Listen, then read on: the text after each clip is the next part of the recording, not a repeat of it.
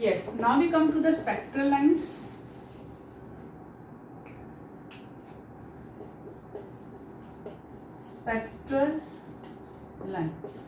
Spectral lines आपने NCERT में देखा होगा, जो स्पेक्ट्रम बना हुआ है it is like this, N1, then there is N2, then there is N3, there is N4। तो जैसे जैसे हम न्यूक्लियस से दूर जाते जाते एनर्जी लेवल्स क्या है, पास आना शुरू हो जाते हैं। तो N4, N5 और फिर ऐसे क्या है, एक दूसरे के ऊपर स्टार्ट ओवरलैपिंग, ठीक है, और ऐसे करते करते N इंफिनिटी तक पहुंच जाएंगे। ठीक, अब N1 क्या है, अगर इलेक्ट्रॉन यहाँ पे मैं जस्ट लिख लूँ N5 या N6, ठीक है, यहाँ से आपको पता तो चलेगा नहीं कौन सी 5 है कौन सी 6 है, बट जस्ट फॉर अंडरस्टैंडिंग। अब इलेक्ट्रॉन जब N6 से जंप करेगा, अब इलेक्ट्रॉन क्या है, एनर्जी एब्जॉर्ब करके ऊपर तो पहुँच गया, अब वो नीचे जब आएगा तो आपने देखा होगा कि एक ही स्पेक्ट्रम के अंदर there is a number of spectral lines. तो नंबर ऑफ स्पेक्ट्रल लाइंस को अब अलग अलग साइंटिस्ट ने डिस्कवर करा था, ठीक है, तो उनके नाम पर ही इन स्पेक्ट्रम्स के नेम रख दिए गए थे। One thing is this, then other thing is कि जब इलेक्ट्रॉन जंप कर कर एक्साइटेड स्टेट में मूव कर रहा है, तो एक्साइटेड स्टेट से जब वो वापस आएगा तो ज़रूरी नहीं है कि वो डायरेक्टली वापस आए। क्या पता इलेक्ट्रॉन जंप करके यहाँ से यू कैन से कि इलेक्ट्रॉन N2 से सीधा यहाँ पे आ जाए N1 पे, या N3 से आ जाए, या N4 से आ जाए, या N5 से आ जाए, N6 से आ जाए, तो कहीं से भी क्या है इलेक्ट्रॉन जंप करके आ सकता है। ठीक, तो अब जैसे जैसे ये स्पेक्ट्रल लाइंस को, अभी हम सबसे पहले N1 की बात करते हैं। N1 की जो सीरीज़ है इसको हम लेमन सीरीज़ भी बोलते हैं।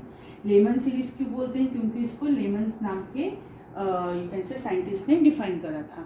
ठीक, उसके बाद आती है Balmer series, Paschen series, then there is a bracket series, Pfund series and so on. ठीक, तो अब ये जो सीरीज़ हैं ये क्या डिफाइन करती है कि जब इलेक्ट्रॉन अपनी एक्साइटेड से ग्राउंड स्टेट में आता है तो वो इनमें से किसी भी एनर्जी लेवल से आ सकता है, यानी कि डायरेक्टली यहाँ पहुँच जाए, या N2 से होकर यहाँ पहुँचे, या यहाँ से यहाँ, यहाँ से यहाँ, तो वो डायरेक्टली भी आ सकता है और बीच बीच के एनर्जी लेवल्स तक रुक रुक कर भी आ सकता है जब वो वापस आ रहा है।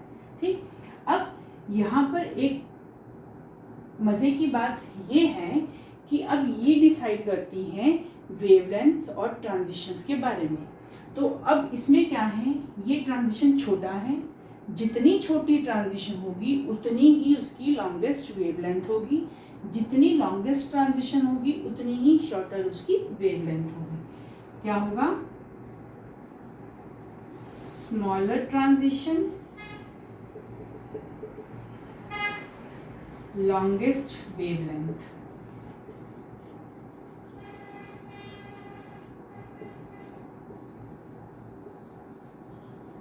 longest transition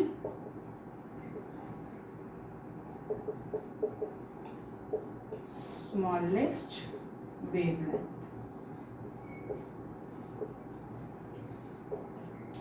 ठीक, तो अब हम कह सकते हैं कि ये ट्रांजिशन कैसी है, स्मॉल ट्रांजिशन, तो वेवलेंथ कैसी होगी, लॉन्ग वेवलेंथ, शॉर्ट फॉर्म में लिख दिया है। ठीक है, और यहाँ पे क्या है, लॉन्गेस्ट ट्रांजिशन है, तो ये कैसी होगी, शॉर्टेस्ट वेवलेंथ। अब इसको बताने का सिर्फ मेरा इतना ही पर्पस है बिकॉज इससे रिलेटेड क्वेश्चंस आते हैं, न्यूमेरिकल्स होते हैं, दैट्स वाई इसमें आपको शॉर्ट लूँ, क्योंकि इसमें बहुत कंफ्यूजिंग रहता है। काफ़ी टाइम तो बच्चे समझ ही नहीं पाते कि होता क्या है, कहाँ से कहाँ ट्रांजिशन हो रहा है। ठीक, so this is the only to you can say to understand this concept कि होता क्या है। अब हम जब सीरीज़ की बात कर रहे हैं, सबसे पहले ये तो सीरीज़ लेमन सीरीज़ थी, इसलिए लेमन सीरीज़ कहाँ से होती है, N1 से। ठीक, उसके बाद N2। अब N2 सीरीज़ में क्या है, इसको हम बोलते हैं जब अगर इलेक्ट्रॉन N3 से N2 पे आया, 4 से आया, 5 से आया, 6 से आया, 7 से आया, इन्फिनिटी से आया, इस सीरीज़ को बोलते हैं हम बाल्मर सीरीज। हम यहाँ पे सिर्फ 2 ही सीरीज की बात करेंगे, बाकी आपकी बुक में दे रखी हुई है, ठीक है। अब एक्चुअल में डिस्कवरी पहले किसकी हुई थी? बाल्मर सीरीज की। और बाल्मर सीरीज किसमें आती है? विजिबल रीजन में ऑफ द इलेक्ट्रोमैग्नेटिक रेडिएशन। तो जो बाल्मर ने इसको, लेकिन बाल्मर ने जो वेवलेंथ को जब कैसे वेवलेंथ को कैलकुलेट करा, तो उसने जो वेवलेंथ को एक स्पेसिफिकली वैल्यू के ऊपर कैलकुलेट करा जो कि सिर्फ बाल्मर की वेवलेंथ थी। उसका क्या फॉर्मूला था बाल्मर का? डेट 1/λ वेव नंबर या वेवलेंथ, ठीक है। 109677 1/n1 का स्क्वायर माइनस n2 का स्क्वायर। अब यहाँ पे n1 क्या था इसके लिए, या आप कह सकते हो दैट इज n2 का स्क्वायर, और यहाँ पे आपका n1। अब यहाँ पे जो ये वाला n है, ये तो बाल्मर सीरीज के लिए फिक्स है, क्योंकि बाल्मर सीरीज n2 से स्टार्ट होती है, ठीक। लेकिन जो n की वैल्यू है n1 की, वो 3 यानी कि 2 से बड़ी होनी चाहिए, 3 4 5 6। तो बाल्मर ने क्या देखा? बाल्मर ने ये देखा कि हर वेवलेंथ की वैल्यू को बाय यूजिंग दिस वैल्यू, उसने हर वेवलेंथ को क्या करा? कैलकुलेट करा। लेकिन बाल्मर को फिर किसने थोड़ा इम्प्रूव करा? उसके बाद जो रेडबर्ग आए, रेडबर्ग ने इसको थोड़ा इम्प्रूव करा, इस कैलकुलेशन को, इस फॉर्मूला को, और उसने क्या कंसीडर करा कि दैट इज फ्रॉम n1 से n2। n1 जहाँ पर आएगी n2, और इस मेथड को यूज करके उसने सारी जितनी भी वेवलेंथ्स थी हर सीरीज की क्या करी? कैलकुलेट करी, ठीक है। So this is about the Lyman and Balmer series. अब यहाँ पे आपको एक, अगर हमें इन्हीं सीरीज में लैम्डा को कैलकुलेट करना है, यहाँ छोटा सा बनाऊंगी,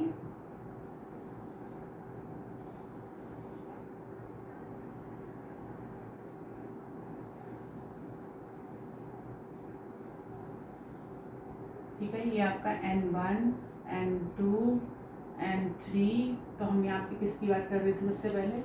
लेमन सीरीज की, ठीक। अब लेमन सीरीज में मैंने क्या बताया कि जो बाल्मर है उसने जो फॉर्मूला प्रेजेंट करा वो सिर्फ बाल्मर सीरीज में, क्योंकि उसमें एक n की वैल्यू क्या थी? फिक्स थी, n2, और उसके बाद जो आप दूसरे n लेते हो वो 2 से बड़ा होना चाहिए, ठीक है।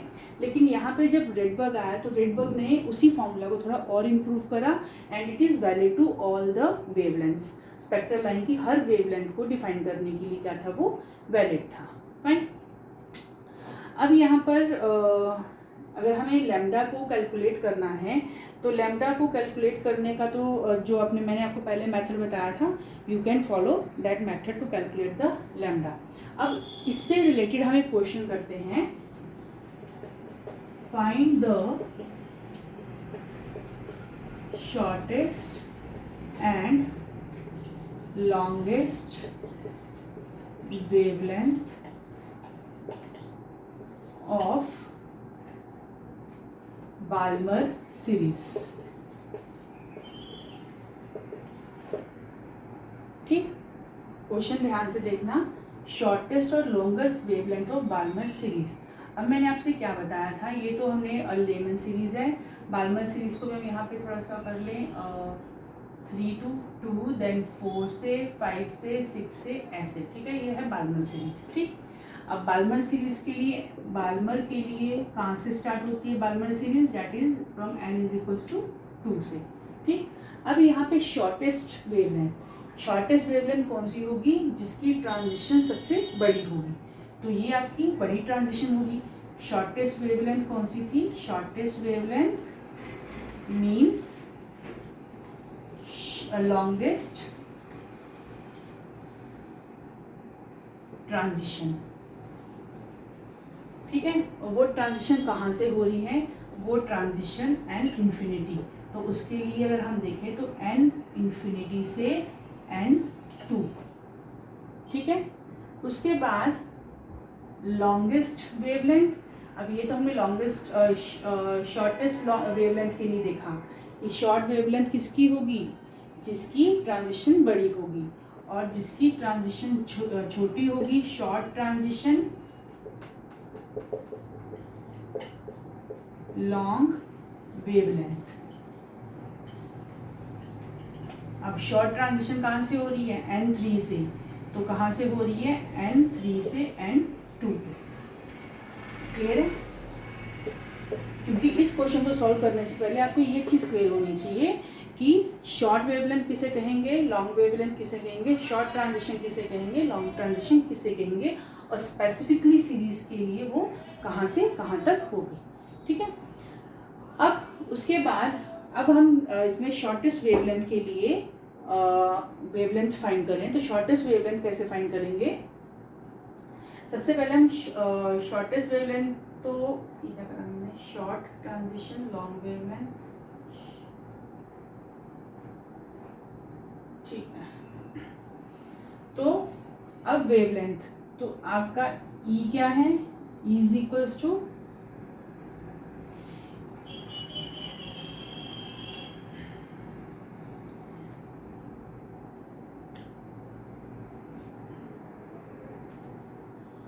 यहाँ पे हमने बाल्मर का, मैंने आपको फॉर्मूला क्या बताया था? बाल्मर ने जो फॉर्मूला दिया था हाइड्रोजन सीरीज के लिए वो क्या था? 109,677 1/n2 माइनस n 1/n की कोई भी सीरीज। ठीक है। यहाँ इसका ये फॉर्मूला था, जिसको इम्प्रूव करके रेडबर्ग ने क्या करा था? 1/λ is equals to R Z square 1/n2 का स्क्वेयर माइनस n1 का स्क्वेयर। ये था रेडबर्ग का फॉर्मूला। तो हम इसी फॉर्मूले को यूज करके क्या फाइंड करेंगे? वेवलेंथ। तो ये क्या वेवलेंथ होगी? 1/λ is equals to R Z square. पहले मैं इसको ऐसे लिखूं, शॉर्ट वेवलेंथ, दोनों हम साइड बाय साइड निकालेंगे, और यहाँ पे हम लॉन्ग वेवलेंथ। ठीक है। फॉर्मूला हमारा यही सेम चलेगा। तो यहाँ शॉर्ट के लिए 1/λ is equals to R Z square. अब शॉर्ट वेवलेंथ किसकी थी? जिसकी ट्रांजिशन बड़ी थी, जिसकी ट्रांजिशन बड़ी थी, और वो कहाँ से थी? N इंफिनिटी से N2 तक। ठीक। तो यहाँ पे 1/, क्या आएगा आपका? 1/n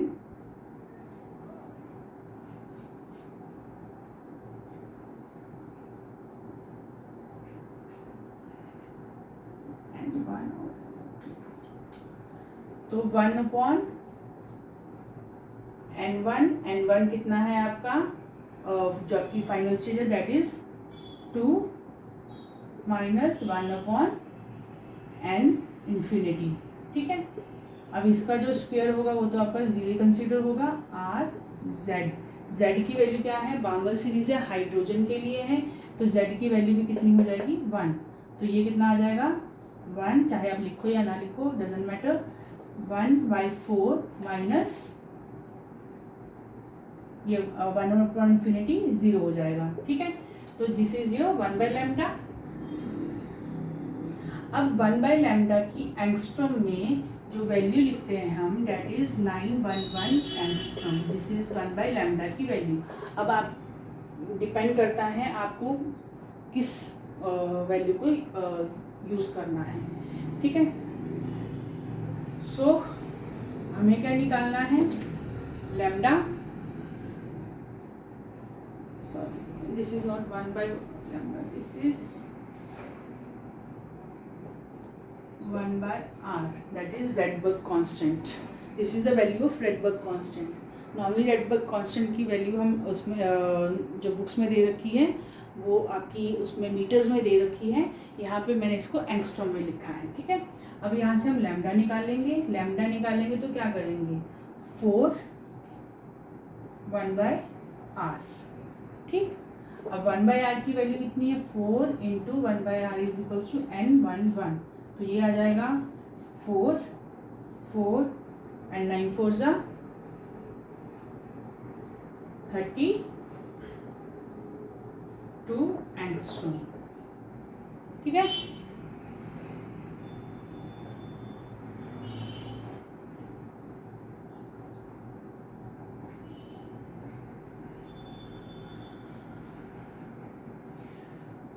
तो ये आपके आगे फॉर द शॉर्ट वेवलेंथ। अब इसके बाद हम फाइंड करेंगे लॉन्ग वेवलेंथ के लिए। तो लॉन्ग वेवलेंथ और सॉरी यहाँ पे 34 36, ठीक है। ऐसे ही हम लॉन्ग वेवलेंथ के लिए देखेंगे। लॉन्ग वेवलेंथ के लिए भी क्या आएगा, सेम फॉर्मूला लगेगा। हम सीधा यहीं से स्टार्ट करते हैं, that is 1/λ is equals to r 1/, अभी यहाँ पर 1/2 की वैल्यू तो आपकी 1/4 माइनस 1/, और जो आपकी कहाँ से आ रही थी शॉर्टेस्ट जो वेवलेंथ थी वो कहाँ से आ रही थी 3 से, 3 पे 2 से, तो दिस इज जब 3 का हम स्क्वायर करेंगे डेट इज 9, ठीक। तो ये आ जाएगी r, z की वैल्यू वैसे ही आपकी 1 है, तो आप इसे चाहे 1 लिखें या ना लिखें डजेंट मैटर, ठीक है। 1/, ये आ जाएगा 9, डेट इज 5/36, ठीक। अब अगेन जब हम इसको लैम्डा निकालेंगे तो लैम्डा कितना निकलेगा 36/5 1/r, तो 1/r की वैल्यू दैट इज 911। तो जब आप इसको सॉल्व करोगे तो ये वैल्यू आपकी आएगी दैट इज 6559 एंगस्ट्रॉम। तो ये आपकी आ गई लॉन्गेस्ट वेवलेंथ और ये आपकी आ गई शॉर्टेस्ट वेवलेंथ। तो इस तरह से हम किसी भी सीरीज़ की by using this Rydberg formula हम यूज़ करके किसी भी की वेवलेंथ को भी क्या कर सकते हैं, डिफाइन कर सकते हैं। अब एनसीईआरटी में ये वेवलेंथ मीटर्स में दे रखी है या पर मीटर्स में दे रखी है, क्योंकि लैम्डा क्या है 1/λ किसके इक्वल होता है न्यू बार वेव नंबर। तो वेव नंबर अगर को हम डिफाइन करें तो उसका यूनिट क्या होगा पर मीटर। तो वहाँ पे जो पर मीटर में दे रखी है, यहाँ पे मैंने इसको एंगस्ट्रॉम में फाइंड करा है, ठीक है। तो this is all about your spectral line, fine. अब इसी से रिलेटेड एक क्वेश्चन और,